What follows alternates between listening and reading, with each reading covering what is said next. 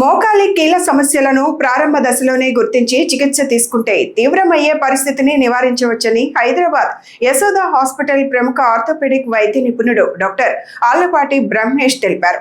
గుంటూరు జిల్లా పొన్నూరులో నిర్వహించిన విలేకరుల సమావేశంలో ఆయన మాట్లాడుతూ రోబోటిక్ సాంకేతికతతో జాయింట్ రీప్లేస్మెంట్ శస్త్రచికిత్సలు మరింత ఖచ్చితత్వంతో నిర్వహించే అవకాశం ఉందన్నారు.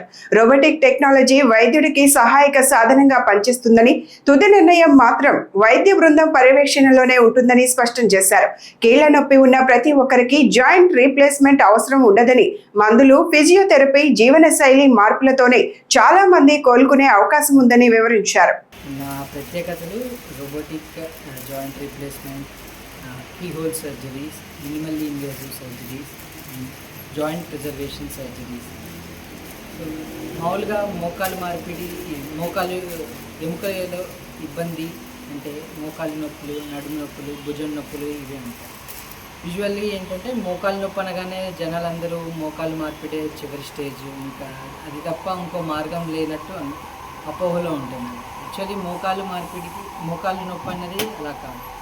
ముందస్తు దశలోనే దాన్ని కరెక్ట్గా ఎగ్జామినేషన్ చేసి కరెక్ట్గా టెస్టులు, కావాల్సిన టెస్టులు చేసుకొని ఒక ప్రాబ్లం ఏంటన్నది ఒక నిర్ధారణకు వస్తే ఫాస్ట్గా డ్యామేజ్ అవ్వకుండా మోకాల్ని కాపాడుకోవచ్చు.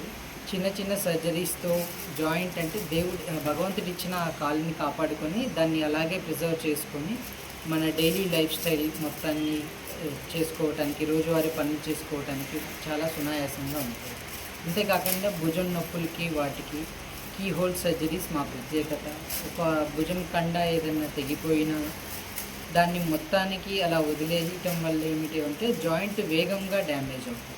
డ్యామేజ్ అవటం వల్ల ఏంటంటే ఫ్యూచర్లో అలా వదిలేయటం వల్ల ఫ్యూచర్లో ఇంకా జాయింట్ మార్పిడి తప్ప వేరే మార్గం లేకుండా పోతుంది. అదే ముందస్తు దశలోనే దాన్ని సరిగ్గా ఎగ్జామినేషన్ చేసి ప్రాపర్గా దానికి కావాల్సిన టెస్టులు చేసుకొని ఏ రోగం ఉందనేది ఒక నిర్ధారణకు వస్తే ముందుగానే చిన్న చిన్న ప్రొసీజర్స్, ఒక్కోసారి మెడిసిన్స్ అండ్ ఫిజియోథెరపీతోనే బాగా రిలీఫ్ ఉంటుంది అండ్ పేషెంట్ కూడా బాగా ఫ్రీగా అయిపోతారు.